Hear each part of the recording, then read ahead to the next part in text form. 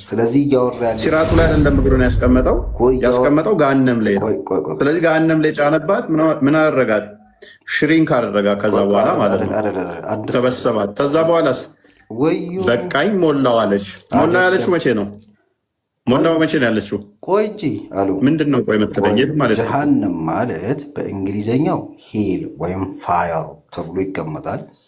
ሲራጥ ደግሞ ድልድይ ነው፣ እሳት አይደለም፣ መሸጋገሪያ ወይ ነው። ሐዲሱ ምዕራፍ 25 ቁጥር 41 ላይ እናንተ ርጉሞች ለሰይጣንና ለመላእክቱ ወደ ተዘጋጀ ወደ ዘላለም እሳት ከኔ ሂዱ ይላል። መላእክትም ይገባሉ። ስለዚህ እግዚአብሔር መላእክቶች ማን ናቸው? ስለዚህ ማናቸው መላእክቶች? ገሃነምን ያዘጋጃል ለመላእክትን። ቆይ መላእክቶቹ ማለት ምን ማለት ነው? መላእክት ነው። መላእክት ማለት ያው ኤንጅል ማለት ነው። ለዚህም ፈጠራችሁ። የፈጠራችሁ ለምንድን ነው? ገሃነም ለማስገባት። ጌታ ያዘነለት ብቻ ሲቀር ለዚሁም ፈጠራችሁ። ስለዚህ የፈጠረህ አንተን ገና ምንድን ነው? ገሃነምን ሊሞላህ ነው።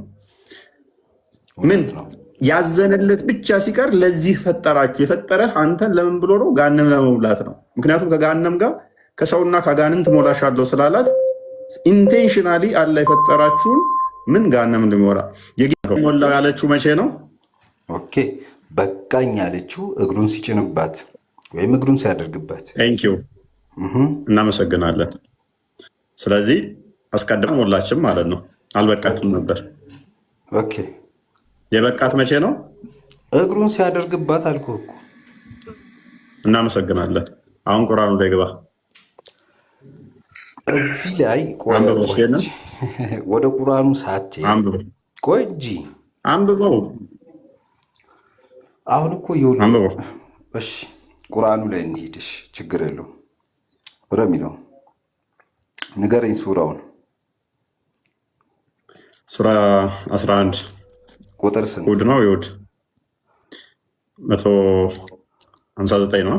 119 ሰው። እሺ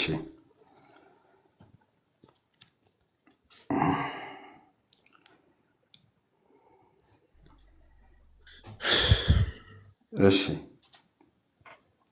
ቀጥል። አማርኛውን አንድ አንብበው እንትና ሜይ ቢ። ኦኬ ጌታ ያዘነለት ብቻ ሲቀር ከመለያየት አይወገዱም። ለዚሁም ፈጠራቸው። የጌታህም ቃል ገሃነምን ከአጋንንትና ከሰዎች ከሁሉም በእርግጥ እሞላታለሁ በማለት ተፈጸመ ይችላል። በአጋንንትና በሰዎች እሞላለሁ። ሙስጠፋ እንደ ጠራን ጠብቅ። እሞላለሁ በማለት ተፈጸመች። በማ በሰዎችና በአጋንንት። እሺ ማን ይላል? ትስማማለህ? የራራለት ሲቀር ሁሉ ይለያያሉ። ለዚህም ለመለያየት ወይም ለምህረት ፈጠራቸው።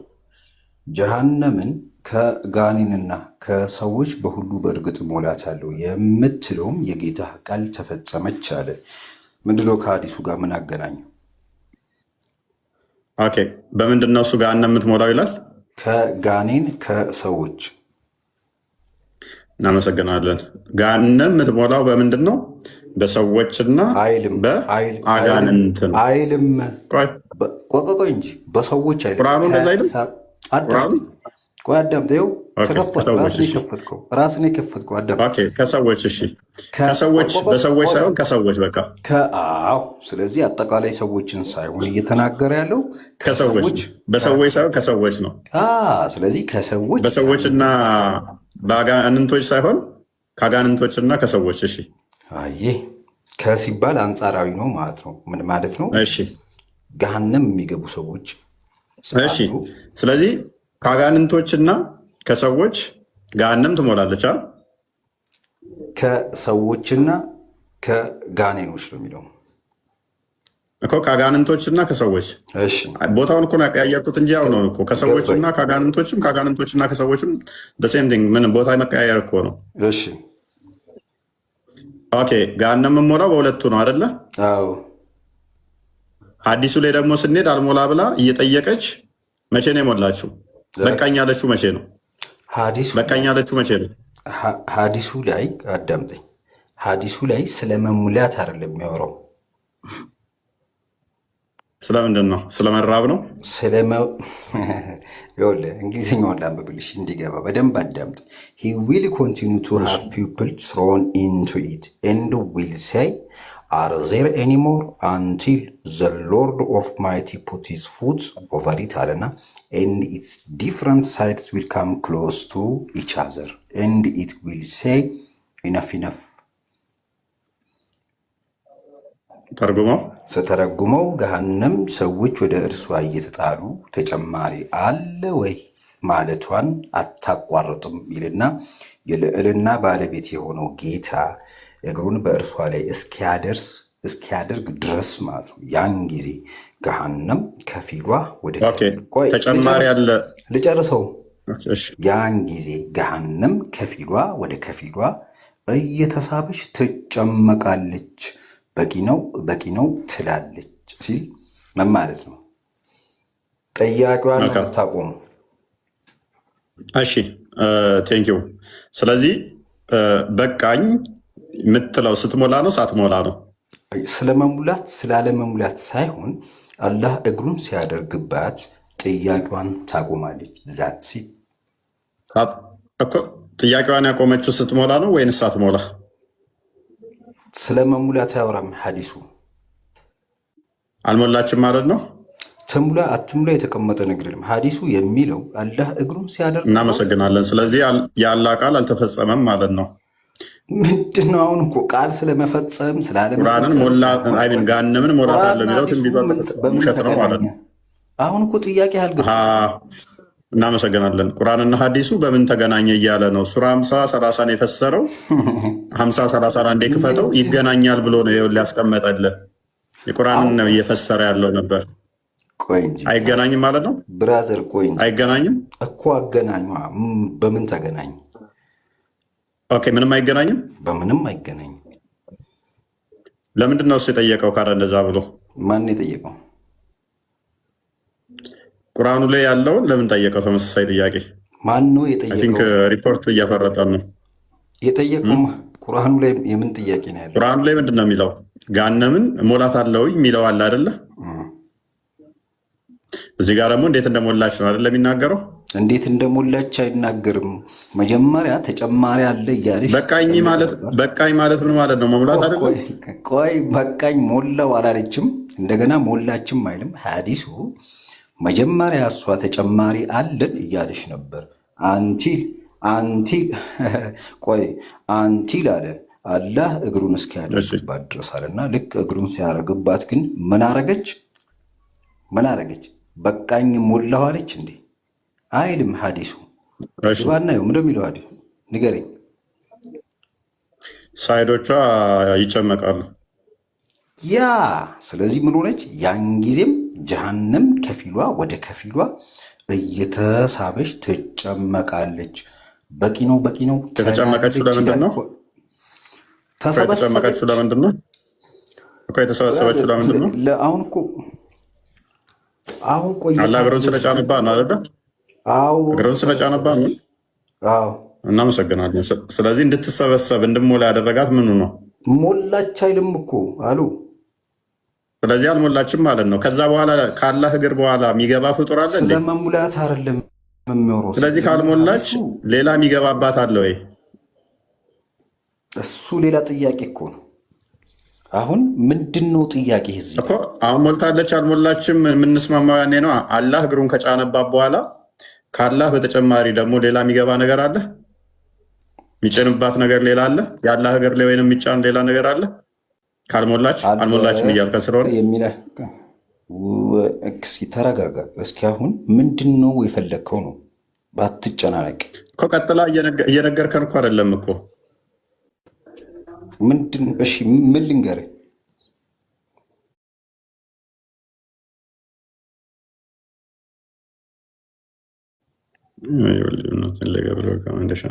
በቃ ሪስትሪክሽን እየሰጣችሁ ነው። አርዲ ቶቢን ነው ለነገሩ መልሼ ሪጆይን ሳረግ አይቻልም። አካውንት ሌላ ቦታ እንዳይታይ ያደርገዋል። አርዲ አለኝ። ክርስቲያንን የሚያስቸገረው እሱ ነው ማለት ነው። አላወቁለትም ነበረ። በቃ እንትን እያደረጓቸው ምንም እኮ እየመለስክልን እኮ አይደለም እኮ። አልሞላችም አልከን። ካልሞላች ደግሞ ካልሞላች ጀነራል ካልሞላች ሌላ ፍጡር ይሞላታል መጥቶ ማለት ነው። ገና ነው የአላህ እግር ከተጫነ በኋላ ሌላ የሚሞላት ደግሞ አለ። እሺ ስለዚህ እዚህ ጋር ጥያቄ ምን እንደሆነ ባይገባኝም ግን ላስረዳ። ቅድም ያነሳው የቁርአን አንቀጽ ላይ ከጋኔንም ከጂኒዎችም ከሰዎች በሁሉም በእርግጥ እሞላታለሁ ብሎ ተናግሯል አይደል? ስለዚህ አንተ ቅድም የቀረብከው አሁን ያየነው ሐዲስ ላይ ደግሞ አላህ ሱብሓነሁ ወተዓላ ምን እያለ ነው? መጀመሪያውኑ ከጋኔና ከሰው ያመፁትን እንደሚያስገባት አላህ ቃል ገብቷል አይደል? ያመፁትን ስለሆነ የፈጠራቸው። እሺ ቀጥል። ስለዚህ ምንድን ነው እዚች ጋር እየተናገረ ያለው? ጀሃነም ተጨማሪ አለ እያለች የምታቀርበውን ጥያቄ አላህ ሱብሓነሁ ወተዓላ እግሩን ሲያደርግበት ቀደም ማለት በፊት ተብሎ ይገባል። እዚህ ቦታ ላይ ምን ማለት ነው? እዚህ ቁርአን ላይ የተጠቀሱት ገሃነምን እሞላታለሁ ብሎ የተናገሩን ቀደመ ይላል። አየሁ ቀደመ፣ ከዛ ሪጃል ይላል። ሁለቱም እግር ተብሎ አማርኛ ላይም እንግሊዝኛ ላይም ፉት ተብሎ ተቀምጧል። ግን ቀጥታ ቀደም ስለዚህ እግሩን አለ የሚጭንባት። ስለዚህ እግር አይደለም እግሩን ነው። እሺ ታዲያ ለምንድን ነው ሌላ ሁለት አለ ምናምን ብለህ ለምን ትላለህ እኮ? ቃሉን መጀመሪያ ልዩነቱን ማወቅ አለብህ። ቀደም የሚለው የበፊት። እኔ ስለ ልዩነቱ ምን አገባኝ? ካለ አንድ ተሆነ ምን ያደርግልኛል? ወይም አራን ገበሽ ዝም ብለህ እየተሽከረከርክ ምናልባት እኮ ጥያቄው ምን እንደሆነ ጠይቀው እስኪ። ምንድን ነው የጠየቀው? ፈልገህ ነው ይህንን ሐዲስ የከፈትከው? ወደ ቁርአኑ ስለምን ሄድክ? ምን አገናኘው? ይሄም አለ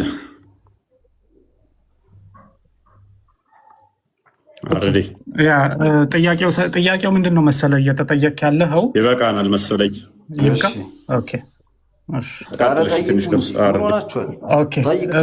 የተጠየቀው ጥያቄ ምንድን ነው? በቁርአኑ መሰረት ሰዎችና ጅኒዎች ሲጨመሩ ነው ሲሞሏት፣ ጅኒዎችና ሰዎች ሲሞሏት ነው ጀሃነም የምትሞላው። በሀዲሱ መሰረት ደግሞ ጀሃነም የምትሞላው የአላህ እግር ሲገባባት ነው እንጂ ሰዎችና ጅኒዎች ብቻ አይደሉም። ስለዚህ ሁለቱ ኮንትራዲክት ያደርጋሉ፣ ተቃራኒ ሀሳቦች ናቸው። ክፈትና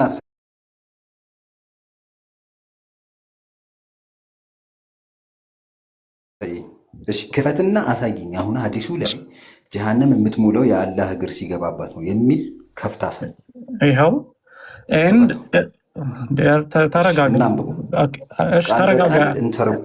እስኪ ተረጋጋ። ጠየቅ አይደለ? ስትጠይቅ በጣም ጥሩ። ናሬትድ አናስ እንደዘገበው ፕሮፌት ሰይድ ነቢዩ እንደዚህ አለ፣ ፒፕል ዊል ቢ ትሮን ኢንቱ ሄል ፋየር ኤንድ ኢት ዊል ሴይ፣ ሰዎች ወደ ጀሃነም እሳት ይጣሉና ጀሃነምም እንደዚህ ይላል፣ አር ዜር ኤኒ ሞር ቱ ካም፣ ተጨማሪ የሚመጣ አለ ብሎ ይጠይቃል። ከዛ ሱራ 50-30 ያስቀምጣል። ቲል አላህ ዊል ፑት ሂዝ ፉት ኦቨር ኢት ኤንድ ኢት ዊል ሴይ ቃት ኢናፍ ኢናፍ። ከዛም አላህ እግሩን በላዩ ላይ በሚያስቀምጥበት ጊዜ የዛኔ በቃ ይላል። ስለዚህ ይሄ የሚያሳየው መጀመሪያ ስላልሞላ ተጨማሪ አለ ብሎ እየጠየቀ እንደነበረ፣ ከዛ ግን አላህ እግሩን ሲከትበት እንደሆነ ያ በቃኝ ብሎ መናገር የጀመረው የአላህ እግር ሲገባበት ነው። ስለዚህ የዛን ጊዜ መሙላቱን ታውቃለህ ማለት ነው። እግሩ ሲገባበት በቃኝ። ስለዚህ እግሩን የሞላው እንጂ ሰዎችና ጅኒዎች ብቻ አይደሉም ነው ሀሳቡ። ልመልስል። አዳምጣችኋል እንግዲህ ያጀማ ምንድን ነው ያለው? አላህ እግሩን ሲያስገባበት ይሞላል አለ የሚለው ሐዲሱ ቀጥታ እንግሊዝኛው ላይ ምር የሚለው ዘ ሎርድ ኦፍ ማይቲ ሆነር ኢኒት ወይም ደግሞ ኦቨር ኢት ሂዝ ፉት ብሎ ነው። ኦቨር ኢት በእርሷ ላይ እንጂ እግሩን ውስጧ ላይ ከተታ አይልም። ፊሃ ማለት ምን ማለት ነው? ፊሃ የሚለው አረብኛው ፊሃ ማለት በእርሷ ላይ ማለት ነው። እንግሊዘኛው ላይ ደግሞ በእርሷ ውስጥ ከተተባ ማለት ነው። በእርሷ ላይ ፊሃ ማለት በእርሷ ላይ አላህ ከላይ ስለሆነ ሎክ ውስጥ ቢሆን ኖሮ ሸፍናው ቢሆን ኖሮ ገባባት ይባላል። እሱ ግን በጣም ግዙፍ ስለሆነ እንዲህ ላዋ ላይ እንደዚህ ከገባ እሷ ከስር መሰረት አላት፣ ከላይ ሲራጥ አለች።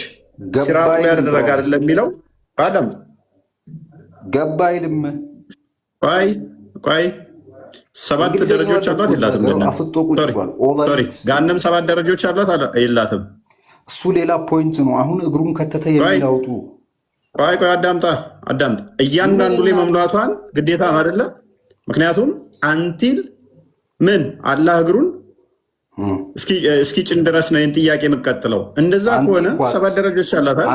አንቲል ሩምያል ሂፑት ሳላረ ችግር የለውም እኮ ይሄ ምንድነው የሚያሳየው? ድግግሞሽ እንዳለ ነው። ገሃነም 7 ደረጃ አላት። ሌቭሉን ቶና ደረጃውን ቶና ግዴታ ነው ተጥያቄ ጋር ስለሚያዝ። አንተ እኮ ነው አዲሱን የከፈትከው ብራዘር። ቃል በቃል ቆይ አዳምጥ እኮ ምክንያቱም ለመሰለ እግሩ የሚጭንባት ስቴፕ እንትኖቹ አሏት። እየሞላች ነው የምትሄደው አይደለ? እየሞላ ነው ስቴፑ የሚሞላው። ምንም ስለ ስቴፕ አይወራም ሀዲሱ። እግሩን ገሃነም በስቴፕ ነው የምትሞላ አይደለም ነው ጥያቄ። ስለ ስቴፕ አይደለም። አሁን ይኸውልህ እናንተ የተናገራችሁት ነገር አታውቀውም። ገሃነም እንዴት እንደምገባ ቆይ አትሳቅ። ምንም ያስቅ ነገር የለም። ምንም አያስቅም። ሁሉም ሰው አንድነት ነው ገሃነም የሚከተተው? ሁሉም ሰው አንድነት ገሃነም የሚገቡት ሁሉም በአንዴ ነው የሚከተቱ ዝም ብለው ወይንስ ደረጃዎች አሏቸው? እሱን አላውቅም። አሁን ይኸውልህ አዳምጠኝ፣ ሀዲሱ እየተናገረ ስለዚህ ካላወቅ ይኸውልህ ዝም ብለህ ነው የሳከው ማለት ነው። ሎክ ብራዘር ምንድነው እሱ? በደንብ አስተውሉ። ሞላች አይልም። አዳምጣ ሞላች አይልም ይላል። ሎክ ገሃነም ምን አላት? ሳይዶች አሏት አይደለ? እሱ አይደለም እኮ ፖይንታችን እኮ ላሳየህ ነው። በዚህም ሳይድ አላት አይደለ? አላት። እሱ ሽሪንክ አደረገ። መልካም። ከታችም ደግሞ ቤዝመንት አላት አይደለ? እሺ። ስለዚህ ገሃነም ምንድነው? 7 ደረጃ አላት። ከስር 2ኛ፣ 3ኛ፣ 4ኛ፣ 5ኛ፣ 6ኛ ሚል አለ አይደለ? እሺ። በአናቷ ላይ ደግሞ ሲራጥ አለች አይደለ? እሺ። ድልድይ ማለት ነው። ቀጭንዬ ድልድይ። እውነት ነው። ስለዚህ አላህ እግሩን ሲራጧ ላይ ነው ያስቀመጠው። ገሃነም ላይ ነው የሚለው። ስለ ሲራጥ አይደለም እያወራ። ስለዚህ ገሃነም ላይ ከሆነ ረንክ አላቸው። ስለዚህ እግሩን ከቶባታል ማለት ነው። ጭኖባታል ማለት ነው። ሲራጥ ራሱን የቻለ ማብራሪያ አለው። ሲራጥ ድልድይ ነች። በገሃነሙ ካህናት ያለች ሲራጥ ትባል ድልድይ ነች። ቀጭን መንገድ ነች። ስለዚህ እያወራ ያለ ሲራጡ ላይ አይደለም እግሩን ያስቀመጠው ገሃነም ላይ ነው። ስለዚህ ገሃነም ላይ ጫነባት። ምን አደረጋት? ሽሪንክ አደረጋት። ከዛ በኋላ ማለት ነው ተበሰባት። ከዛ በኋላስ በቃኝ ሞላው አለች። ሞላው ያለችው መቼ ነው? ሞላው መቼ ነው ያለችው? ቆይ እንጂ አሉ። ምንድን ነው ቆይ መተለየት ማለት ነው? ጀሃነም ማለት በእንግሊዘኛው ሄል ወይም ፋየር ተብሎ ይቀመጣል። ሲራጥ ደግሞ ድልድይ ነው፣ እሳት አይደለም፣ መሸጋገሪያ ወይ ነው። ሀዲሱ እያወራ ያለው ስለ ሄል ነው፣ ስለ ጀሃነም ነው እንጂ ሲራጥ ወደ ጀሃነም የምትሄድበት ነው፣ ወደ ጀነት የምትሄድበት ወይ ነው፣ መሀል ላይ ያለ ነገር ነው። ስለዚህ አሁን ሀዲሱ ላይ እየተናገረ ያለው እግሩን ምን ወደ ገነትና ወደ ገሃነም የምትሄድበት ነው። ሲያደርግ ሽሪንክ አደረግ ወይ ጣጣ። ሲራጧ በእንትኑ ላይ አይደለም ያለችው፣ በገሃነሙ ላይ የለችም። እሱን አሁን ይኸውልህ አሁን እግሩን ውስጥ ከተተ የሚል አለ ወይ ነው እዚህ ውስጥ። ኦኬ ምን ላይ ነው ያደረገባት? አናቷ ላይ ጫነባት ነው ብለህ አርጊው የምታደርገው? ስለ አናት አይደለም። ይኸውልህ ምን ይላል? በእርሷ ላይ ነው የሚለው። እና ምንድነው አርጊው እያደረክ ያለው? ወይ ይኸውልህ ፊሃ ማለት ኦቨር ኢት ማለት ነው። ኦቨር ኢት ማለት ደግሞ በሷ ላይ ማለት ነው። አይደለም ፊያ ማለት በመሰረቱ እኔ በብዙ ላሳይ እችላለሁ። በቁርአን ላይም ፊያ ተብሎ ለምን የገቡ ውስጥ በሚል የገባ አሁን ፖይንት ስላልሆነ ለጊዜው ግን ኦኬ። ገሃነም በምንድን ነው የሞላችው? መቼ ነው በቃኝ ሞላው አለችው? ኦኬ ጀሃነም በቃኝ ሞላው አላለችም። ሀዲሱ ላይ አላህ እግሩን ሲያደርግባት ምን ሆነ? በቃኝ ሞላው አላለችም ይለኛል። አሁንም የሰውዬ ጤነኛ ነው። እሺ አሳየኝ። ሀዲሱ አሁንም አርድኝ መጣብኝ። አርዲ አንድ ያሳየው ክርስቲያን አርዲ በቃኝ ጨርስ። በጣም አድካሚ ሪፖርት፣ በጣም እየቀጠቀጡኝ ነው። ያኔ ጋርም ዋርኒንግ ይላል። እሺ ቀጥል። ሶሪ 50 የምታደርገው አሪፍ ነው። 49 ግን ለጊዜው ተወና ያንን 40 አድርገው 50 ይበልጥ ያብራራዋል። ለዚህ ግን በቂው ነው 40 ነው አድርገው። እዛ በፊቱ ነው 48 ይኸው አንብበው። narrated Anas, the prophet said, the people will be thrown into the hellfire and it will say, are there any more? ተጨማሪ አለ ወይ ብሎ ይጠይቃል። till Allah will put his foot over it and it will say ቃት አላህም እግሩን በላዩ ላይ እስከሚያኖርበት ድረስ ይላል። ተጨማሪ አለ ወይ ብሎ የሚጠይቀው እስከ መቼ ድረስ ነው? አላህ እግሩን በላዩ ላይ እስከሚያኖር ድረስ የዛን ጊዜ በቃኝ ይላል። ደጋገም ነው። live restricted for some audiences. Your live content contains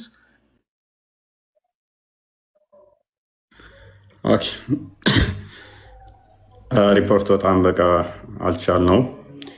ኤኒዌይስ ወገን ጀማው ከብዶብናል ማለት ነው። ከትናንትና ከመጡ በኋላ ምንድን አጭሰውብን የሄዱት ኡስታዞች። እሺ ሙሉን አንብበው ጀነራል ቀጥልሽ ለአንብበው። narrated by Anas ibn Malik, the Prophet sallallahu alaihi wasallam said, the people will be thrown into the hellfire and it will say, are there any more to come? ጥያቄን ያቀረበችው until the Lord of the worlds put his foot። ጥያቄ የጠየቀችው ሞልታ ነው ሳሞላ ነው?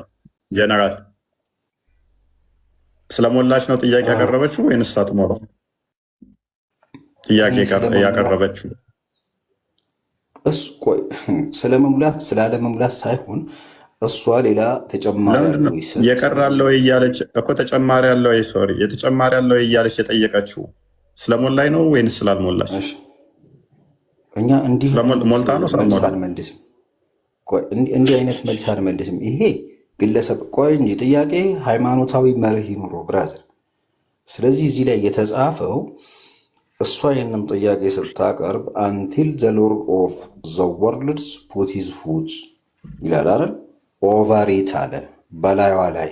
ከዛስ እኮ ስለሞላች ነው ሳትሞላ ቀርታ ነው ጥያቄ ያቀረበችው። ወንድማችን ውጤቱ ከስር አለ እኮ ውጤቱ ከስር ነው። ምን አለ? ኦቨር ኢት ካረገ በኋላ where upon is different sides will come close። አስቀድመ መልስልና ፕሊስ ጀነራል እባክህ ሐዲሱ ላይ ሰዎች ይወረወራሉ፣ ጋነምም ተጨማሪ ያለ እያለች ትጠይቃለች። ተጨማሪ ያለ ትላለች። ከተጨማሪ ያለ እያለች ያለችው ስለሞላች ነው ወይንስ ገና ስላልሞላች? እሺ ጠየቀች። ስለሞላች ነው ገና ስላልሞላች ነው የጠየቀችው? ስለመሙላት ስላለመሙላት ሳይሆን እያወራ ያለው ሐዲሱ ጀሃነም ሌላ ተጨማሪ ያለን የምትለውን ጥያቄ አላህ ሱብሓነሁ ወተዓላ ሰዎች እየተጨመረባት ሞላሽ ወይ ተብላ ስትጠየቅ የቀረ አለ ብላ ትላለች። ሞላሽ ወይ ስትባል እሷ በተራዋ የቀረ አለ ብላ ትጠይቃለች። ማን አላት? አላህ ራሱ ይጠይቃታል። የቱ ጋር የታለ? ሱራ 50-30 አረ እዚህ ሐዲሱ ይሄ ሐዲስ የሚበራራው እንዴ ትስቃለህ እንዴ? ወሰንድሮስ መክፈት ትችላለህ? ይሄ ሐዲስ ቁርአኑን እኮ ነው ነብይ ያብራራው። ይስቃል። አሁን ቆይ በቁርአን መክፈት ትችላለህ ወይ? እሺ ጨርሰሃል። በቃ ይሄ ነው ጥያቄ። እሺ አንብበው 50-30 አንብበው 50-30 አንብበው ላንብበልሽ። ካሜራ ከማዞር ጋና ያገናኘው ከሐዲሱ ጋር ነው ብራዘር። ትልቁ ላይ ቆይ የከፈትከው ቁርአንን ይጠቅሳል አይጠቅስም? አይገናኝም። አሁን ወደ ሐዲሱ ላይ የነበረ ሀሳብ ያነሳው ወደ ቁርአን ሄድ። ሐዲሱ ላሳይ በቃ በዚህ መጠን ማለት ነው። አስቸጋሪ ሆናችኋል። በቃ ጀነራል 50-30 ጸሎት አድርግልን። በጣም ጸልይልሃለሁኝ። አይነ ልቦና እንዲያበራልህ፣ በነገር ሁሉ ክርስቶስ እንዲጠብቅ እንዲያግዝ፣ የተሻለ ኑሮ፣ የተሻለ ህይወት፣ የተሻለ ጤንነት፣ የተሻለ ትዳር፣ ሰላማዊ ህይወት እንዲኖር ይበልጥ ደግሞ እሱን አግኝተ ልጁ እንድትሆን አባቴ እግዚአብሔርን እንድትለው በደንብ አድርጌ ጸልይልሃለሁ። በነገሮች ሁሉ እግዚአብሔር እርዳ። ኤኒዌይስ ክፍሉ ይህንን የቁርአን ክፍል ካየው ለገሃነም ሞላሽን ልብ በል፣ ለገሃነም ሞላሽን የምንልባትና ጭማሪ አለ የምትልን ጭማሪ አለን የምትልበትን ቀን አየዋ አስጠንቅቃቸው ይላል። ስለዚህ መሐመድ ደግሞ የዛ ሀዲሱ ላይ አስጠነቀቀ ማለት ነው። እንደዛ ብላችሁ ነው የምታምኑት ብዬ ነው የማስበው።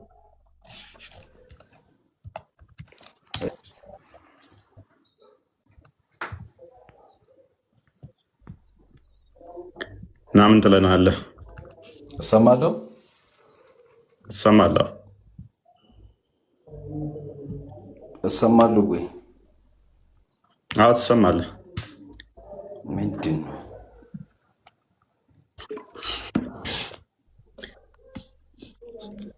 ጸሎቴ ሚዩት እንዲያደርግህ እኮ አለ። ይሰማል? እሺ አህመድ ዲዳትን ታውቃላችኋል? እሺ 50-30 ላይ እሺ ቀጥል። ሱረቱል ቃፍ ነው አይደል? አንብበዋል። አዎ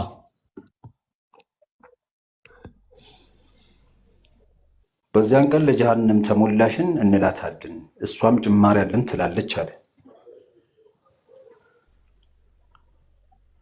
ስለዚህ ሀዲሱ ላይ ደግሞ ምን ትላለች?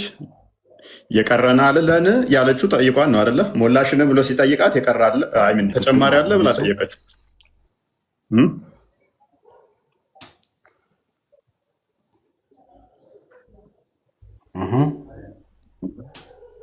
ስለዚህ ቁርአኑና ሀዲሱ ይስማማሉ አይደል?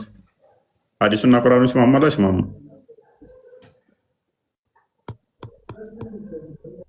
አሎ ሀዲሱና ቁርአኑ አንድ ናቸው።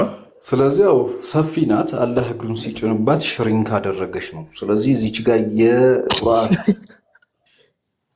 ቁርአኑ ላይ አላህና ጀሃነም የሚያደርጉት ዲያሎግን ነው የሚገልጸው። ምንድን ነው ነው ስለ ቂያ ማለት። ስለዚህ ሞላሽን ብሎ ሲጠይቃት እሷ ምንድን ነው የምትለው?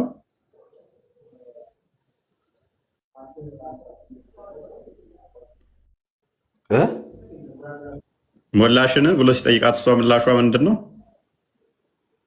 ትቆራረጣለህ። ቆራረጣለህ እንደ ቆስጠንጢኖስ። ኧረ በጣም ጸደይ ነህ። በጣም ጀነራል ይብቃል አይመስልም? እሺ እሷም ጭማሪ አለን ትላለች። ጥያቄ ካለ ቀጥል እኮ ጭማሪ አለን ትላለች አለ። አይብቃም በቃ አይሻልም? አሎ ይህ አላህ ቦታና ስፔስ ይይዛል ማለት ነው አይደለ? እፎይ ከዚህ አንጻር አንደኛ ቦታና ስፔስ ይዛል። ሁለተኛ እግሩ ሲረግጥ ራሱ ማጨራመት የሚችል ነው፣ ዊችዝ ፕሬዠር ማሳረፍ የሚችል ነው። እንደዛ ከሆነ እሱ ደግሞ የግዙፍ አካል ባህሪ ነው። አንድን ነገር ረግጣችሁ ጨምቃችሁ እንትን የምትሉ ከሆነ ግዙፍ አካል አለው፣ ጠንካራ ጠጣር የሆነ ነገር ነው ማለት ነው። አለ ፕሬዠር ማሳረፍ የሚችል የሆነ ነገር ላይ እንደዛ ከሆነ ደግሞ እሱ ምንድነው? እሱ ማለት ነው ፍጡር ነው። የሆነ ነገር ላይ እንደዚህ ተጭኖ እንትን የሚል ከሆነ ያ የመጣው አካል ሉክ የሚታይ ነው። የሚታይ ከሆነ ቦታ የሚይዝ ከሆነ ኮንታክት የሚፈጥር ከሆነ እነኚህ የግዑዝ የሆኑ ካራክተሮችን የሚያሟላ ነው። እሱ ደግሞ የግዴታ ያለ ቦታ መኖር ስለማይችል ቦታ ከመኖሩ በፊት መኖር ስለማይችል፣ ስለዚህ አላህ ፍጡር ይሆናል ማለት ነው። ተቋርጬ ነበር። ነስሰርሊ ፍጡር ይሆናል። በዚህ መሰረት አዳምጠኝ። ቆይ ተቋርጬ ነበር አልሰማሁም። እሺ አሁን ቁርአኑ ላይ እሺ በዚያን ቀን ለጀሃነም ተሞላሽን እንላታለን እሷም ጭማሪ አለን ትላለች አለ። ይበቃናል። ምንድን ነው ይበቃናል? ፈይሰል ይበቃናል። ይብቃን። ነገ እንገናኝ።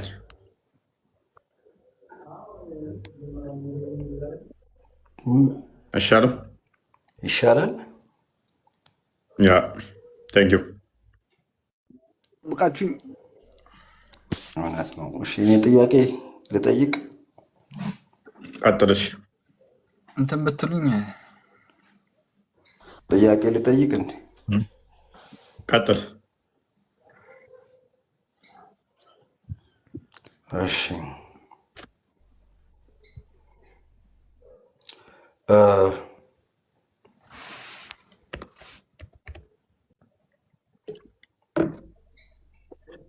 ቀልድ።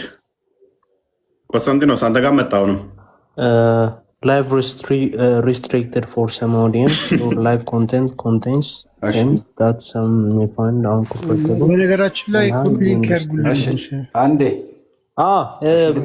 ቦስ ምን እየተደረገ እንደሆነ ታውቃለህ? ሄት ስፒች እና ሄትፉል ቢሄቪየር እያሉ ሪፖርት እያደረጉ ነው። በቃ በእናንተ ምክንያት ይኸው እንዳለ እንትን የሞላ የሪፖርት ማለት በኢየሱስ ቪዲዮ ምናምን ተነስቶብኛል። አካውንት ዋርኒንግ ሰጥቶኛል። በጣም ከባድ ናቸው። የእኛንም ኮፒ ልታርጉ። ይሄ ሰውዬ ቆይ ምንድን ነው ሙጣፋ የሚባለው?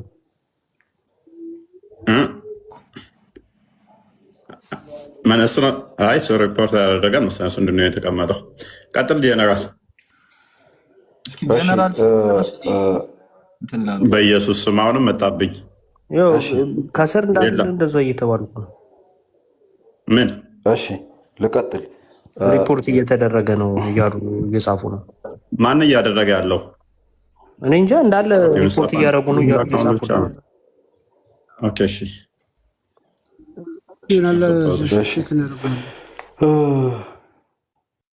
በእናንተ ማለት ነው በክርስትና ወይም በመጽሐፍ ቅዱስ የሲኦል ስፋትና ወይም ደግሞ ስለ እሷ ፍላጎት በቃኝነት የተቀመጠ ነገር አለ?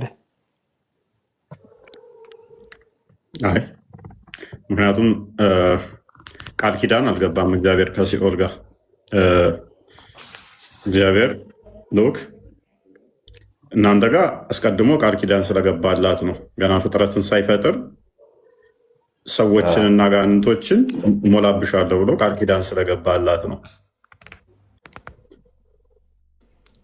እግዚአብሔር እኛ ከሱ ሰዎች እንዲለዩና የሚቀጡበት ቦታ ለእሷ ቃል ኪዳን የሚገባበት የለም። ነገር ግን ኢተርናል የሆነ ከእግዚአብሔር ተለይተው የሚኖሩበት እንደሆነ ማቴዎስ ወንጌል ምዕራፍ 25 ላይ ከቁጥር 26 አካባቢ እስከ 40 ምናምን አካባቢ ተጠቅሷል ማለት ነው እንጂ የሆነ ቃል ኪዳን ገብቶ አንቺን በከሌና በከሌ ሞላሻለሁ በሰዎችና በአጋንንቶች እመኝኝ። ሉክ 11:119 ክፈተው ክርስቲያን ቆስጠንጢኖስ ብሎ ገና ሲፈጥር ነው። እናንተ ጋር ገና ሲፈጥር አይደለ? አብዛኞቹን ለገሃነም ነው የፈጠራቸው እናንተ ጋር 17:170 የራስን እሺ፣ ቆይ አንዴ ለመረዳት ነው ልንገረኛ።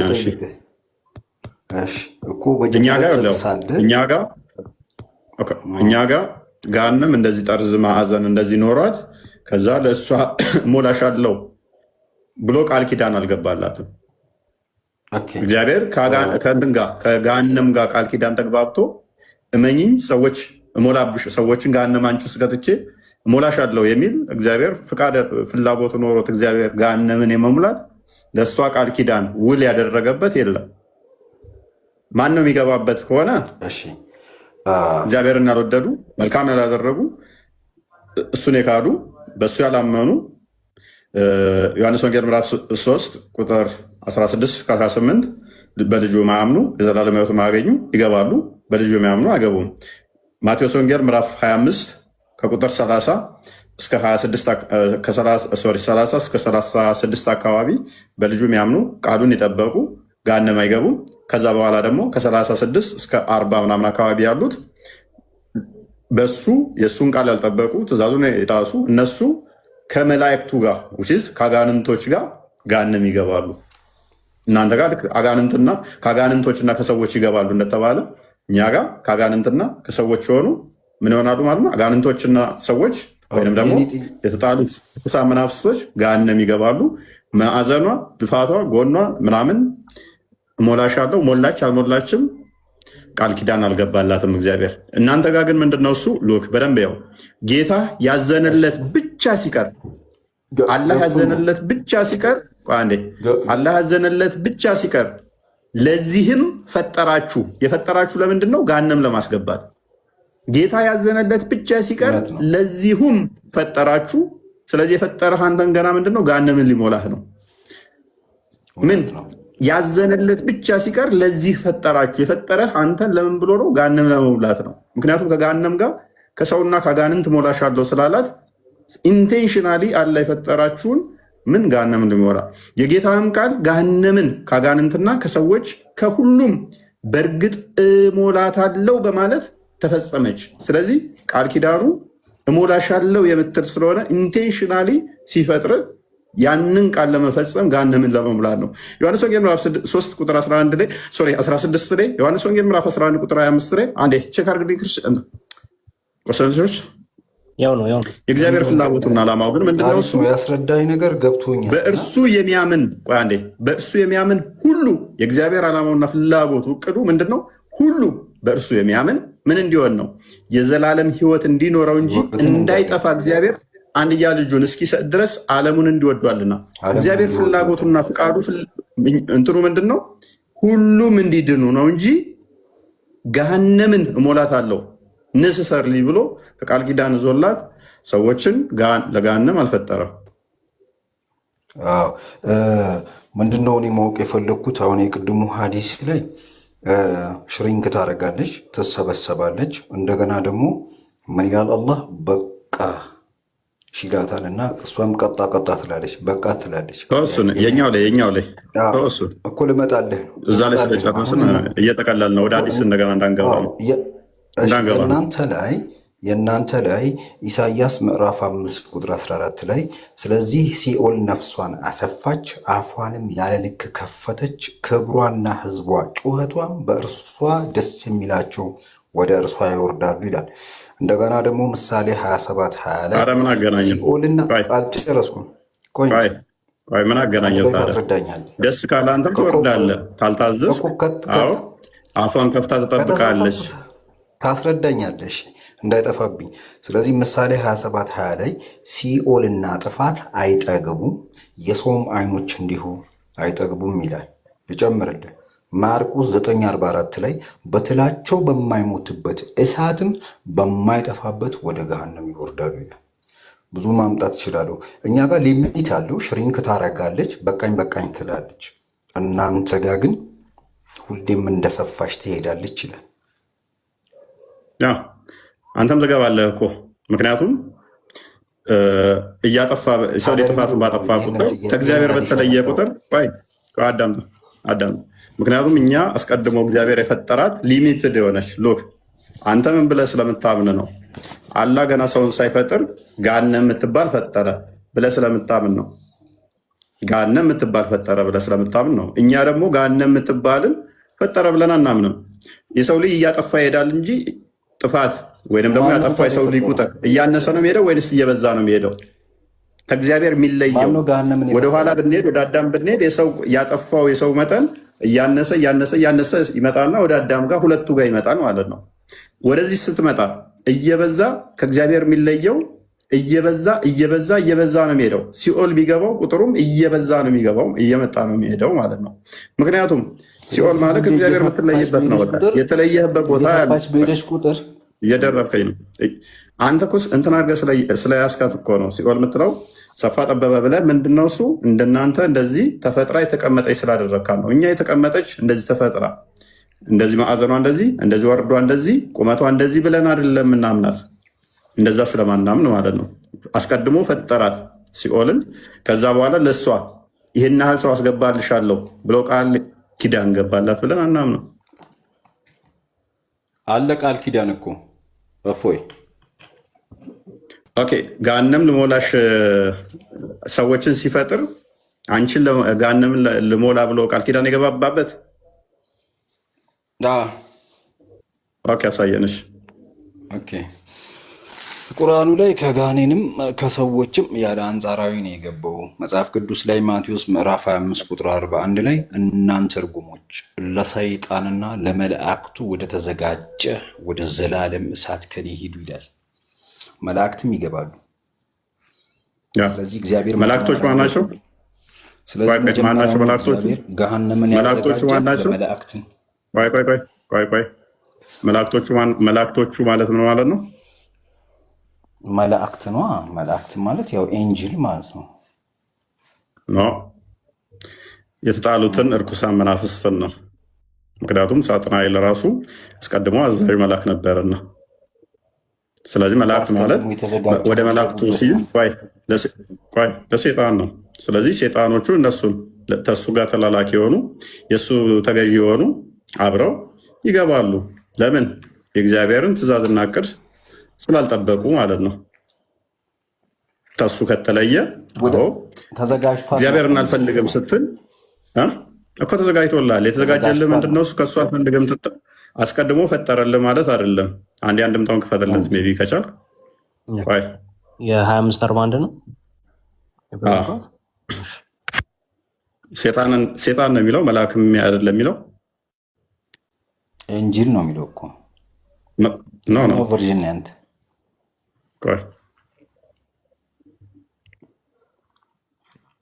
የኔ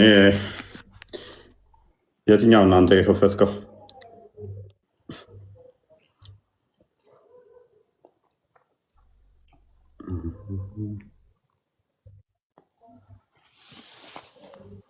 ኦኬ መክፈታችንም እንትና ስለሆነ ቀጥታ እዚህ ላይ እያደረኩ ነው። ያው ከፍቼው ነው እንትና አድርግለት። እሺ ይሄኛውን ባይብሉን ልክፈትለት መጀመሪያ። እሱን ፈልጎ ነው ከፈለግ እሱን ልክፈትለት። እንደዚህ አይ ሴጣን መሆናቸውን አንድምታውን እንድታሳየው ነው። አይ ቲንክ አንድምታው ያለ ነው አለኝ እኔ በዛ ሴጣን አለም ለሰራዊቱና ወደ ተዘጋጀላቸው የሚለውን ለመላእክቶች ናቸው እንጂ ቅዱሳን መላእክቶች መልአክ የሚለው አክቹዋሊ አንጻራዊ ነው። ለእንትኖች የሚውል ነው፣ ለሴጣን ሊውል ይችላል። ምክንያቱም ሴጣን ራሱ ምን ይለዋል? ሁለተኛ ቆሮንቶስ ምዕራፍ 11 ቁጥር 14 ላይ ራሱን የብርሃን መልአክ እስኪመስል ድረስ ይቀይራል ይላል። እነኛ የብርሃን መላእክት ናቸው። እሱ ግን ምንድነው ማለት ነው? የጨለማው መልአክ ነው ማለት ነው። አንድምታው አለ። ቃል ክፈትለት ሜይ ቢ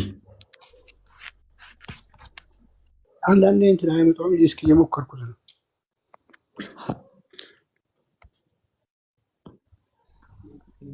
ኦኬ ያው ተከፍቶላል። ከዚህ በኋላ በግራው ያሉትን ከኋላ ያለውን አላነበቀውም። ለዛ ነው መርገም ያደረባቸው መርገመ ነፍስ ያለባቸው ለሴጣን እና ለሰራዊቱ ወደ ተዘጋጀላቸው ማለት ተፈርዶ ወዳለ ወደ ማያልፍ ስቃይ ሂዱ ይላቸዋል።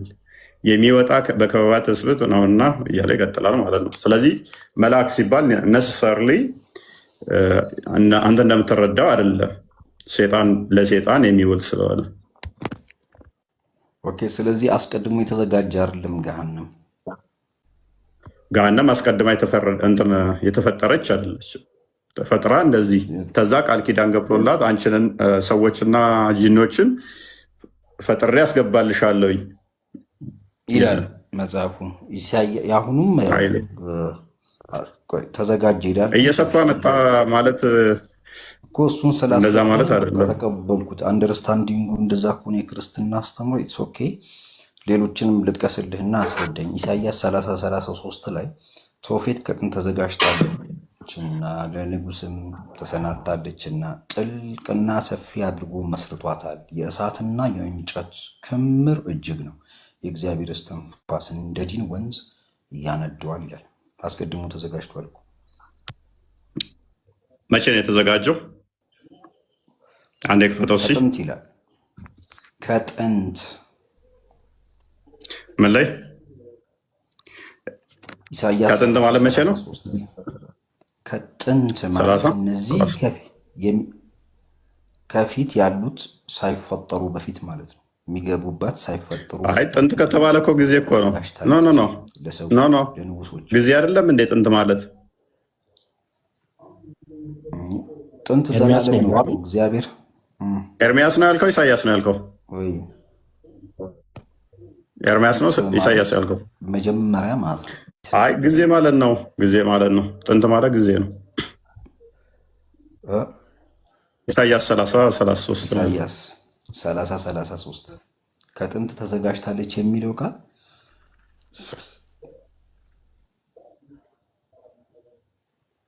ኢሳያስ 30 ኔትወርክን አስተካክል። አስቀድሞ የተሰናዳ ነው። ከጥንት ተሰናድታለች ይላል። ስለ ምንድን ነው የሚያወራው ክፍሉ? ስለ ንጉሱ ነው የሚያወራ አይደለ? አዎ። ስለዚህ እያለ ያለው ንጉሱ የሚገባበት በደንብ አድርገው ያብራራዋል። አንድምታውን ክፈትለት። ገሃነምን ነው እየገለጸ ያ ስለ ንጉሱ ነው የሚያወራው። ነሰሰርሊ ይነድባታል ሲል እንጨት እየነደደባት ምናምን ማለት አይደለም።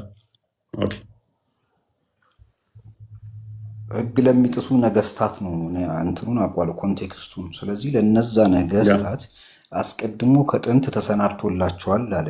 ምን ከተባለ እነሱ ለእናንተ ተዘጋጅቶልሃል ማለት እኮ ያለው አንዳንድ ነሽ። አንተ አሁን ገሃነም እንደምትገባ እኮ ተፈርዶብሃል እኮ። አሁን ፍርድ ነው፣ ተዘጋጅቶልሃል እኮ ለአንተ ራስህ። ያ ማለት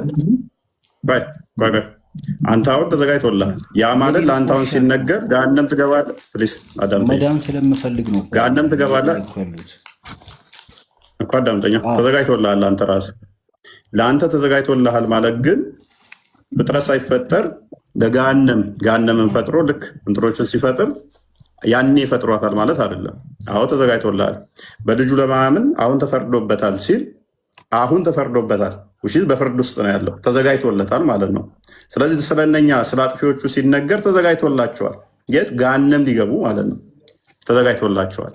ያ ማለት ግን አስቀድሞ ገና ፍጥረት ላይ ልብ በሉ፣ ገና ምንም ባልጠፋበት ላይ ገና ሲፈጥሩ ገሃነም ትገባላችሁ ወይንም ደግሞ ገሃነምን ደግሞ ሰው ምፈጥርልሽ አንቺን ልሞላ ነው ብሎ ገሃነምን አልፈጠራል። በደንብ አስተውሉ። አዎ እነኚህ ተዘጋጅቶላቸዋል። የነ የሚሄዱት ወደ ገሃነም ይገባሉ። የነ የተዘጋጀላችሁ ገሃነም። ምክንያቱም እግዚአብሔርን አልወደዱም፣ ጥፋት አጥፍተዋል። ኦኬ እሳት ሲነድባት ሲባል ነሰሰርሊ እንጨት ተቀጣጥሎ እንደሚነድባት ማለት አለ። አንድ አንበው አንድ ቆስጠንጢኖስ የእናንተ ልዩነቱ ሜይ ቢ ፍጥረትንና እንትኑን ካለየው ትንሽ አስቸጋሪ ነው። ምክንያቱም እነኚህ ሰዎች ከጊዜ በኋላ የመጡ ነው። ገሃነም የሚገቡና ማይገቡ ከመጣ በኋላ ነው። ከውድቀት በኋላ የመጣ ነው። ከውድቀት በኋላ ሉክ። ስለዚህ ወደ ወደድከው ትሄዳለህ ማለት ነው። ቀጥል ክርስቲያን እንጥራ ወሰይ። እሺ እንጨት ተከምሩበታል። ፍቺውን እንድታስረዳኝ እኮ ነው። እኔ እኮ አሁን ፍቺው ምንድን ነው ነው ፍቺው እኔ አሁን ሳነበው ልክ ካልሆንኩ ፍቺውን ጥያቄ ያነሳብኝ መጀመሪያው ከጥንት ይላል፣ ሁለተኛው ተሰናድታለች፣ ጥልቅ ሰፊ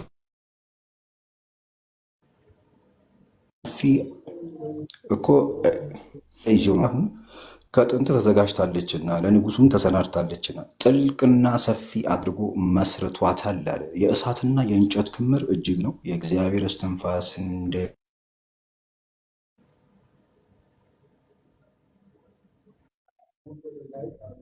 ነገር የሚቆራረጠው እሱ ጋር ነው። ሶስት ተሰናድቷል። እንዴት ልረዳ? እሺ እንዴት ላስረዳ መሰለህ? አንተን ለምሳሌ በዚህ በንጉሱ ቦታ አድርጌ ልሳልህ። አልተሰማውም? ትስማማለህ? እየሰማው ነው። አንተ ንጉሱ ነህ ብዬ ልሳልህ። ትስማማለህ? የኔ ይሰማል፣ የአንተ ይሰማል። እሱ ጋር ነው።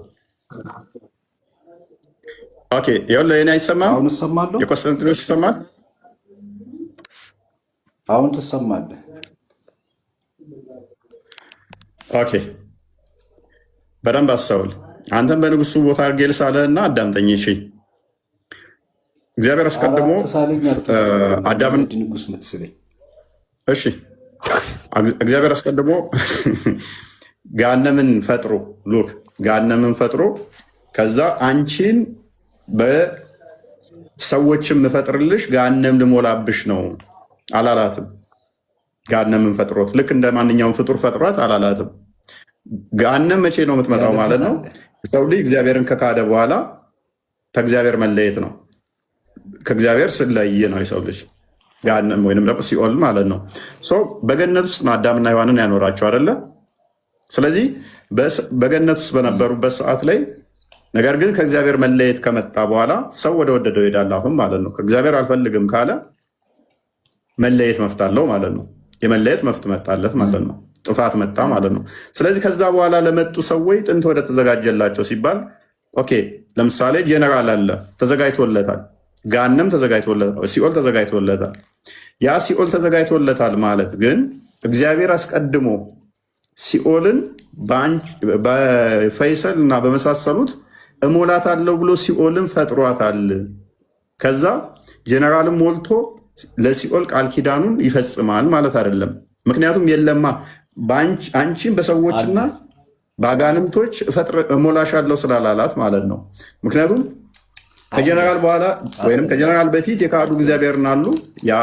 ስለዚህ አስቀድሞ የተዘጋጀላቸው እንደዚህ ከእግዚአብሔር የተለዩ የሚገቡባት አለች፣ ጀነራልም አብሮ ይገባባታል። ሱራ 7 179 ላይ እነሱ ጋር ግን ስታዩ ምንድነው የሚሆነው? አንድ አሳየው። ገና ሲፈጥራቸው ነው ቃል ኪዳኑ ምንድነው? እሱ ገሃነምን ለመሙላት ገና ሲፈጥራቸው ማለት ነው። 7 ሲፈጥራቸው ነው ገና። እኛ ጋር ግን ምንድነው? እሱ ለቃል ኪዳን ለገሃነም ገብቶ ሎክ እንደዛ ብሎ ተነጋግሯት። እንደዚህ ፓራላል አስቀምጧቸው አይደለም። ምፈጥርልሽ አንቺን ልሞላሽ ነው አላላትም። ፈጥሯት እሷን ማለት ነው። እሺ አውቀዋለሁ እሱን ሱራ። እሺ ይሄኛው እንደዛ ከሆነ ፍቺው ምንድነው? የፈጠራቸው ዓላማው ምንድነው? እሱ ታወቀው ከጋኔንም ከሰዎችም ብዙዎችን ለገሃነም ገና ሲፈጥራቸው ነው። ይሄ አይደለ? ለገሃነም እንፈጥራለን እኮ።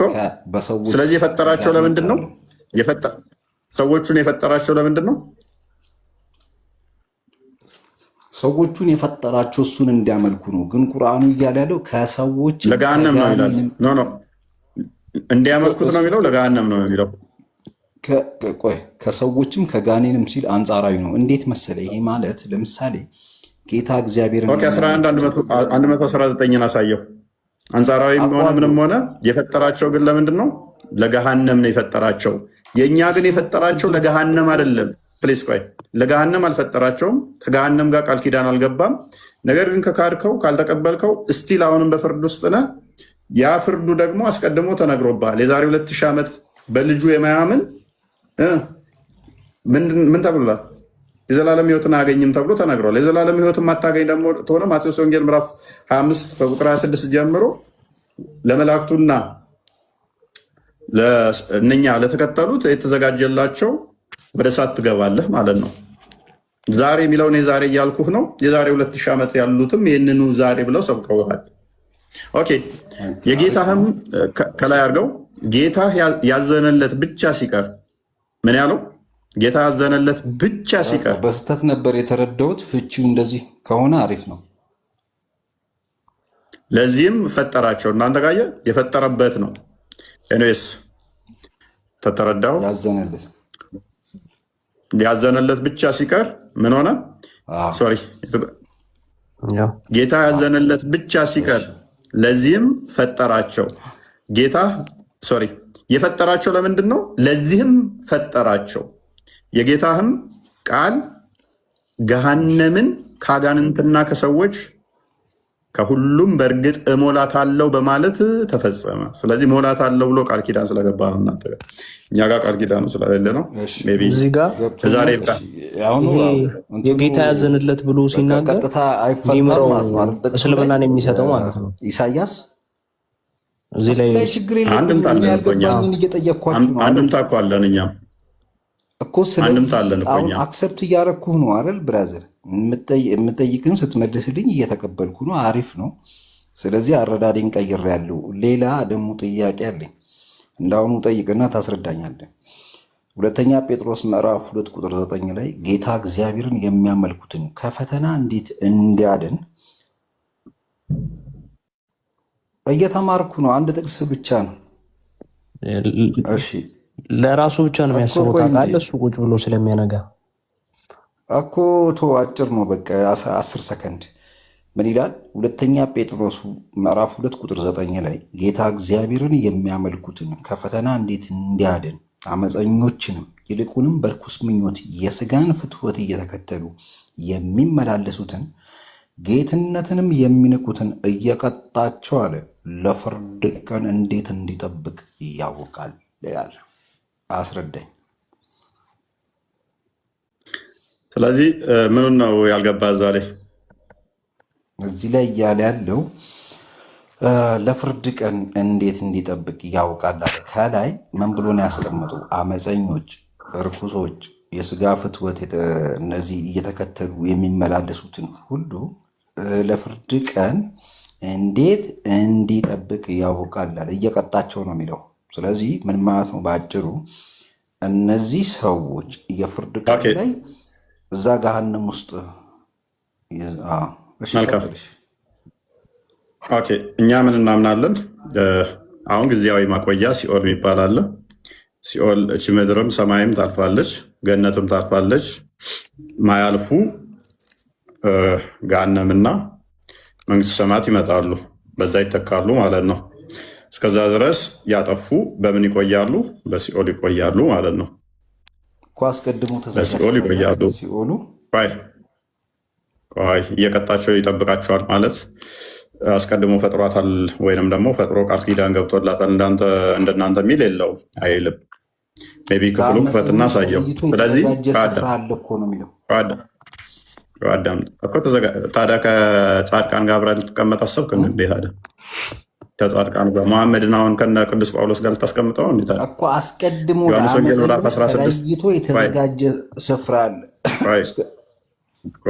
እና ካዲያ ከነ ዮሐንስ ከነ ጳውሎስ ጋር መሐመድን ልታስቀምጠው እንዴ? ሉቃስ ወንጌል ላይ ነው የዛ የአብርሃምና የአልዓዛር ታሪክ ለየብቻ እንደሆነ አለ። ሉቃስ 16 ላይ ሉቃስ 24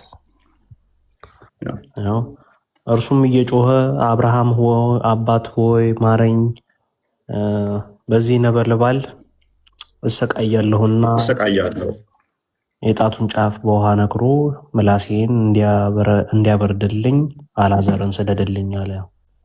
ኤኒዌይስ ሎንግ ስቶሪ ሾርት እነኚዎቹ አሁን ይሄንኛው ሜታፎሪካሊ የተቀመጠው ምንድነው? እየተቀጣ ነው፣ በቅጣት ቦታ ነው ያለው ማለት ነው። ያኛው ደግሞ የአብርሃም እቅፍ አለ ማለት ነው።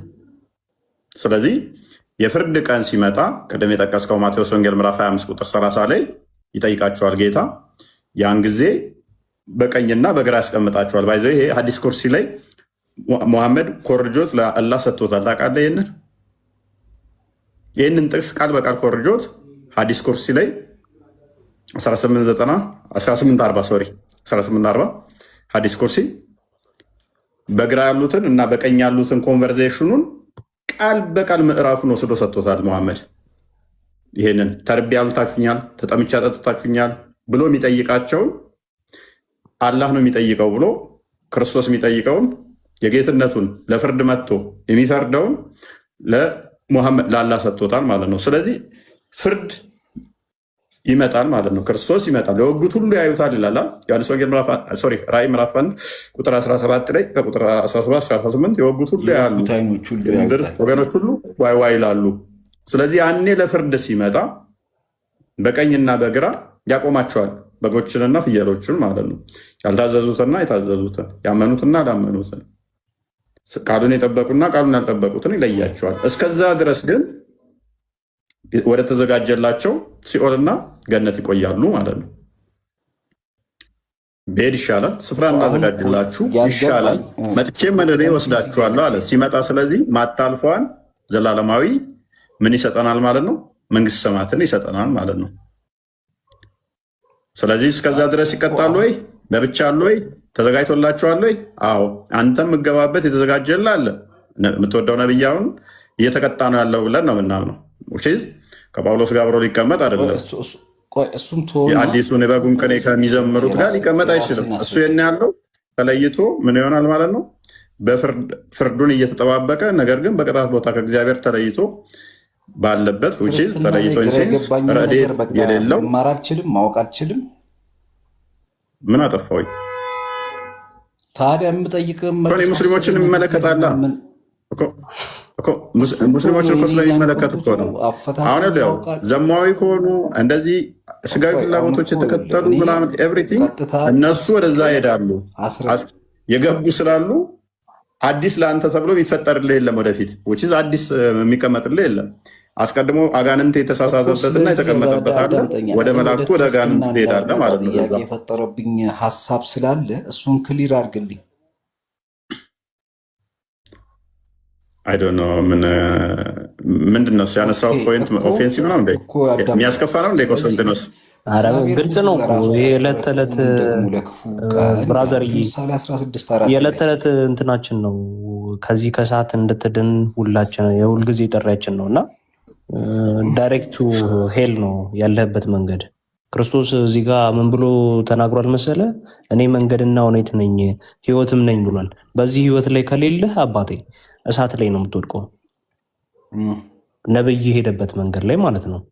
ስለዚህ ቅዱስ ጳውሎስ፣ ቅዱስ ጴጥሮስ ክርስቶስን ተከትለው ህይወት የሆነውን ክርስቶስን ስለያዙ እዚህ መንገድ ላይ ህይወት ላይ ያሉትን ሰዎች ያሉበት ቦታ ላይ መሐመድ ሊቀመጥ አይችልም። ስለዚህ ያ ነው ቀጥታ የተነገረው። አንተ ደግሞ ህይወት የሆነውን ክርስቶስን ከተቀበልክ እነ ቅዱስ ጴጥሮስ እነ ቅዱስ ጳውሎስ ያሉበት ቦታ ላይ ትሆናለህ ማለት ነው። ስለዚህ አሮን ታይምን ዌስት ማድረግ ያለብህ ምናልባት አንተ ህሊናን እየወቀሰ ሊሆን ይችላል። አሁን ከረንት ላይ እንደዚህ አይነት ጥያቄዎች እየጠየቅ ያለኸው ትንሽ ህሊናን እየወቀሰ አይደለም። የወቀሰኝ ብራዘር ያልገባኝ ነገር ስላለ አስረዱኝ። እኔ ወደ እናንተ እንድመጣ የያዙኝ ሀሳቦች አሉ። የመጀመሪያው እኔ ምንም ማለት ምንድነው? አሁን እሺ ክፍሉን አንዴ እናንብበው እስኪ። ክፍሉን አንዴ ክፈተውና ቤቢ ቆስጠንጢኖስ የጠቀሰው ሁለተኛ ጴጥሮስ ምዕራፍ 2 ቁጥር 9 ነው የጠቀሰው። አይ እሱንም አስረዳኝ እኮ በቃ ሰማሁ አይደል? ይህንን ነገር እኔ እየጠየቅኩ ያለሁት እግዚአብሔር ሁሉን ለራሱ ፈጠረ፣ ክፉን ደግሞ ለክፉ ቀን ብሎ ምሳሌ 16:4 ላይ አስቀምጦታል። ሮሜ 9:2 ሌላ ጥያቄ ውስጥ ገባ ደግሞ ተዘጋጁ የቁጣ ዕቃ ሌላ ቦታ ሄድክ። አሁን ደግሞ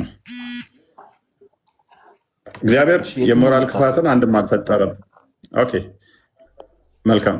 እግዚአብሔር ኢንጀነራል ምን መሰለ ክፋትን አልፈጠረም። ኢንሴንስ ክፋት የሚባለው ምንድነው? ህግ ራሱ ከእግዚአብሔር ነው። ሞራል ክፋትን እግዚአብሔር አልፈጠረም። የሞራል ክፋትን አልፈጠረም ይላል እኮ እግዚአብሔር ሁሉን ለራሱ ፈጠረ፣ ደግሞ ለክፉ ቀን አለ። አዳምጠሽ እሺ ክፋት በራሱ ዲፋይን ስለሚደረግ ማለት ነው። የሞራል ክፋት አለ። ለምሳሌ የሞራል ክፋት የሚደረግ ነው፣ የእግዚአብሔርን ህግ መጣስ ነው። ክፋት የሚባለው ራሱ የሞራልን ህግ እሴት ስጥስ ነው አይደለ? መጥፎ ነገር የሚባለው እሴት መጣስ ነው። ስለዚህ እግዚአብሔር እሱን አልፈጠረም። ሎክ ዘፍጥረት ምዕራፍ 1 ገና ስትመለከት ዘፍጥረት ምዕራፍ 1 ስትመለከት የሞራል ክፋትን እግዚአብሔር አልፈጠረም። ዘፍጥረት ምዕራፍ 1 ስትመለከት አንድ የክፋተው እንትና ቆስጠንጢኖስ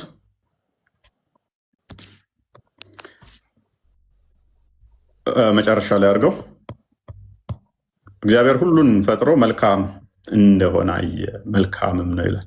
ስለዚህ እግዚአብሔር የፈጠረው ሁሉ ምንድን ነው? መልካም ነው። ራሱ እኮ ክፋትን እንደፈጠረ ይናገር የለ እንዴ? እኮ አሁን ክፋት የሚለው ምንድን ነው? እሱ እያልኩ እኮ ነው። ክፋት ማለት የሞራል ክፋት። የሞራል ክፋት ከሆነ አልፈጠርም እግዚአብሔር። ነገር ግን ክፋት የሚባለው እንዴት ይተረጎማል? የእግዚአብሔር ቅጣቱ ሎክ ቅጣቱ እሱ ለምሳሌ ሞት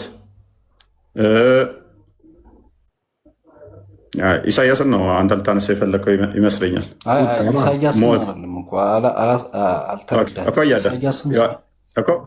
ክፋት ማለት አዳምጠኝ። ክፋት ማለት ለምሳሌ ሞት፣ ጨለማ፣ ተፈጥሯዊ መቅሰፍቶች ቢመጡብህ ክፋት ብለህ ነው የምትለው አይደለም? እንደዚህ ደረሰብኝ ነው የምትለው አይደለም? እነኚህ ፍርዶች ናቸው፣ ፍርድ ናቸው። እነኚህ አየህ በጥፋትህ የሚመጡ ናቸው እንጂ የሞራል ኢሞራሊቲን እግዚአብሔር አልፈጠረም። ኢሞራሊቲነትን አልፈጠረም። ፍርድን፣ ቅጣትን ከዛ በኋላ የሚመጡትን ግን እነሱን ክፋት ተብሎ ሊነገር ይችላል። ከአንተ አንጻር ስለሆነ ክፋት ያልከው ከዛ በፊት ደግሞ ፍርዱ እያልኩ ነው። ከብዙ ጊዜ በፊት እዚህ ፍርድ የተጻፉ አንዳንድ ሰዎች ሾልከው ገብቷል። እግዚአብሔር ብርሃን ጀነራል፣ እግዚአብሔር ብርሃን ስለሆነ የብርሃን ተቃራኒ ምንድን ነው? አሁን ሰዎች በነፃ ፈቃዳቸው የሚሰሩ ሰዎች ራሳቸው የሚፈጥሩት ሰዎች በራሳቸው አሁን ብርሃን ባለበት ጨለማ ይኖራል። አይኖርማ። አይ ተቃራኒ ነገር ነው እሱ እያወራ ያለው እሱ ላይ አይደለም። አይ ብርሃን እግዚአብሔር ብርሃን ይላል። እግዚአብሔር ብርሃን ይላል መጽሐፍ ቅዱስ። እግዚአብሔር ኢሳያስ ላይ እናንተ የምትሉት ደግሞ ስለሰራው ነገር ነው እያወራ ያለው። ብርሃንን ሰራው፣ ጨለማ እንደዛ አይደለም። ደህንነትን እሰራለሁ፣ ክፉንም እፈጥራለሁ። እነዚሁን ሁሉ ፈጠረ ሲል ከዛ እግዚአብሔር እኔ ነኝ ሲል ቆይ እንትን አትበል። ቆይ እንደሱ አይደለም። ይህን ጥቅስ የምረዳው እኔ የፈጣሪን ኃይል የፈጣሪን ሁሉንም ነገር የመፍጠር ችሎታውን እንጂ ፈጣሪ ክፉ ነው ክፉ ነገርን ፈጥሯል የሚል ኮንሰፕት የለኝም። በይታይም እንደዛ አይደለም። ክፋት ምንድን ነው እሱ? ክፋት ምንድን ነው እሱ? ክፋት ምንድን ነው እሱ? ክፋት ነው። ምንድን ነው ክፋት? በጥቅሱ መሰረት ነው። አንተ ራስህ ክፋትን ድፋይን አድርገው። ብዙ አይነት ክፋት አለ። ለምሳሌ እርዝኩዊክ ክፋት ነው ለሰው ልጅ።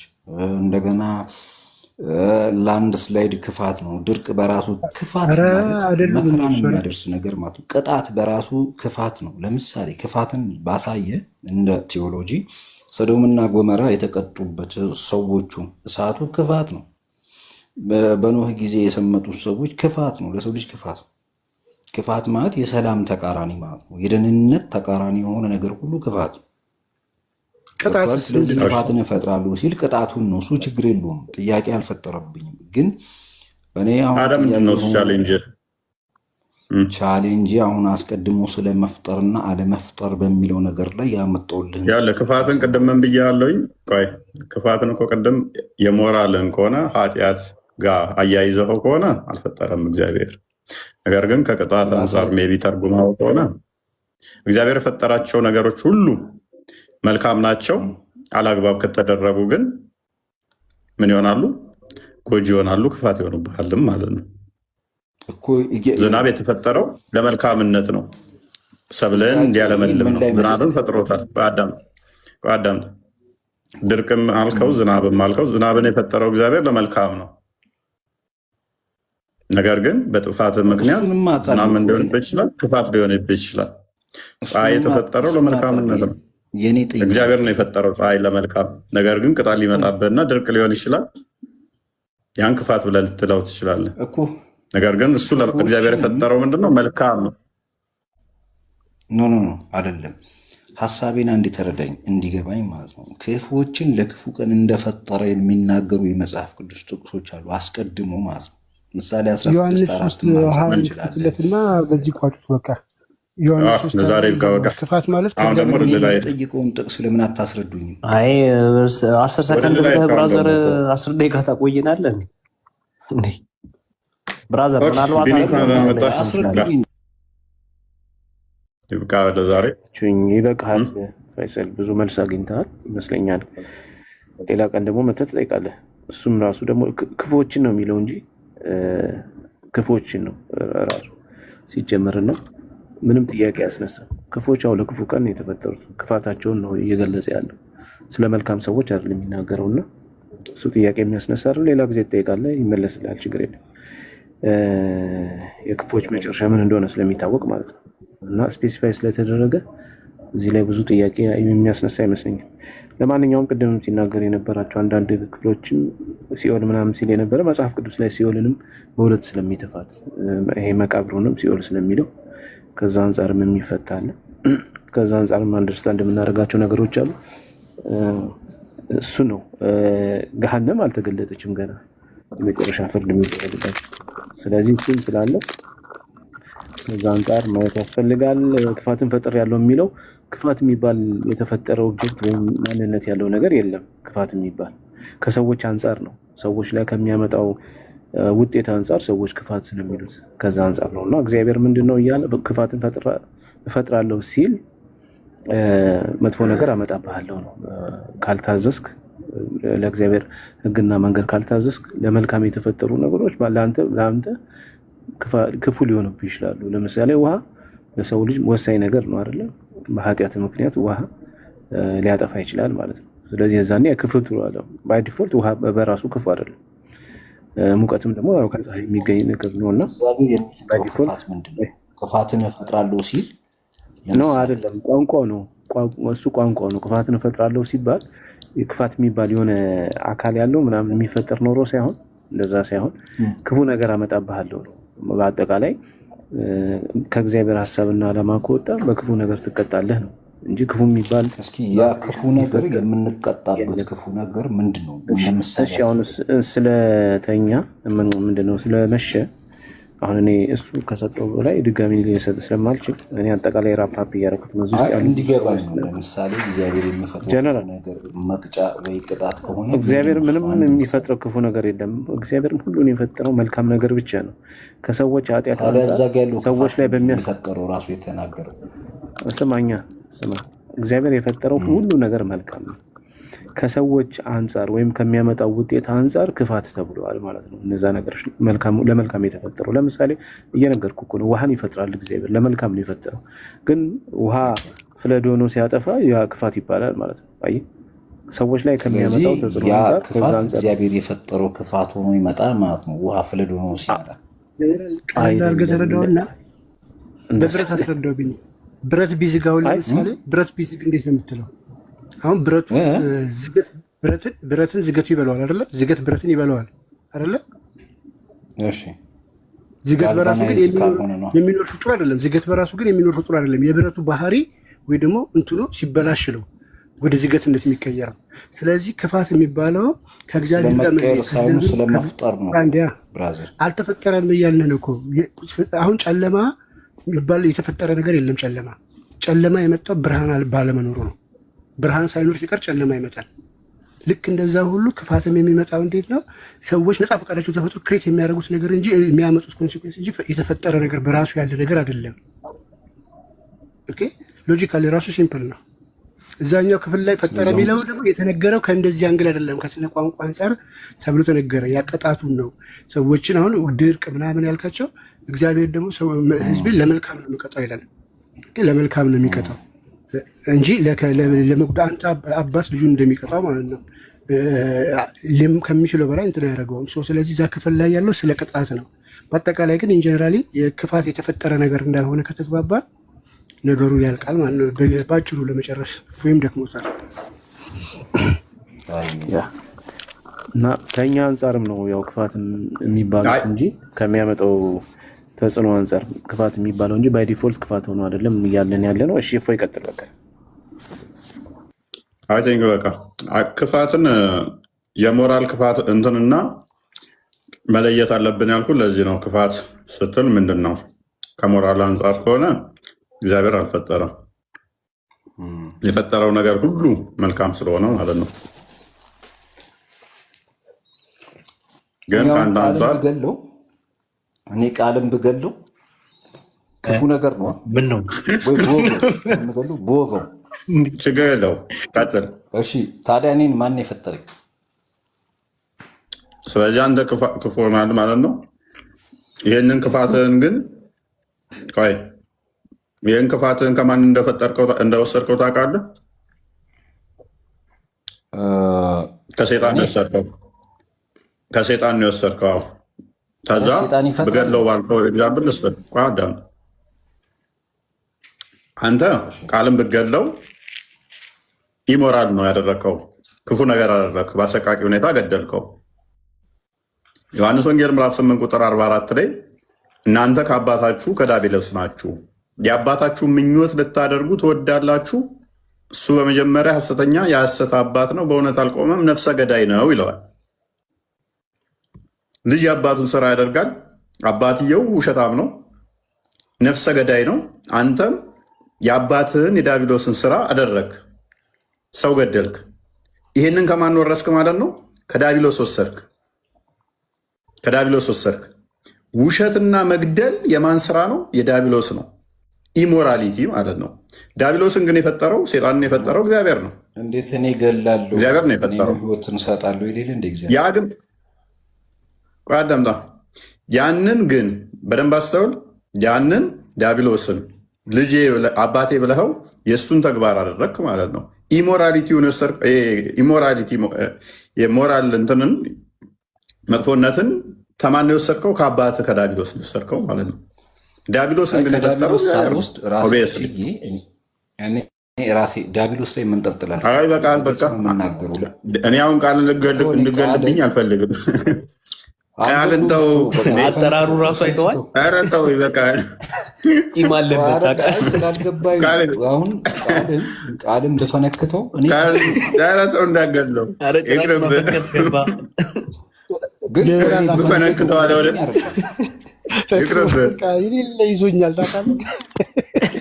ምን ያህል ነው የምጠለው? ብፈነክተው ክፉ ነኝ አይደሉም? አንተ ነው የፈጠርከው። ስለፈጠርከው እኮ ነው ክፋቱ ክሬት አደረገ። ክፉ ነኝ አይደሉም? እግዚአብሔር መልካም ነው የፈጠረው። እኔን እንድትፈነክተኝ እንድትገድለኝ ሳያዝ አንተ ፈጠርከው። አየህ፣ እግዚአብሔር ሳይሆን አንተ። ለምን? ከእግዚአብሔር መንገድ መውጣት ነው ክፋት የሚያመጣው እንጂ ክፋት በራሱ ክሬት የተደረገ ነገር አይደለም እያለ ነው። ሰው ግን ከእግዚአብሔር መንገድ ሲወጣ እኮ እኔ ያልገባኝን ነው የምጠይቀው። እኔ ከምጠይቀው አንጻር አንተን ፈጠረህ ማለት ግን ክፋቱን ፈጠረው ማለት አይደለም። ያንን ሼር ያደረግከው አንተ ከልብህ ክፋት አወጣህ ራስህ። እግዚአብሔር አድርግ ብሎህ አይደለም። ቃል እኮ አልፈነከተህም። ከሴጣን ከአባትህ ሼር አደረግ። ሴጣን ደግሞ በራሱ መጥፎና ክፉ ነው ይላል። ፈነክቶ ክፉ ነኝ። ስለዚህ እኔን የፈጠረኝ ማን ነው? እግዚአብሔር ነው የፈጠረ። አንተን ግን በመፍጠሩ መልካም ነው የፈጠረው።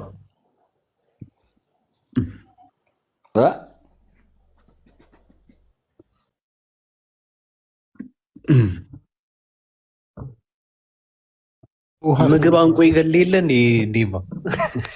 ምግብ እኮ አንቆ ይገላል እኮ ካላወቅበት። ይበቃችኋል እናንተ። 7 ሰዓት ሆነ እኮ። በቃ እኔም አስቡ እንጂ ሰላም ደረ ልተኛበት።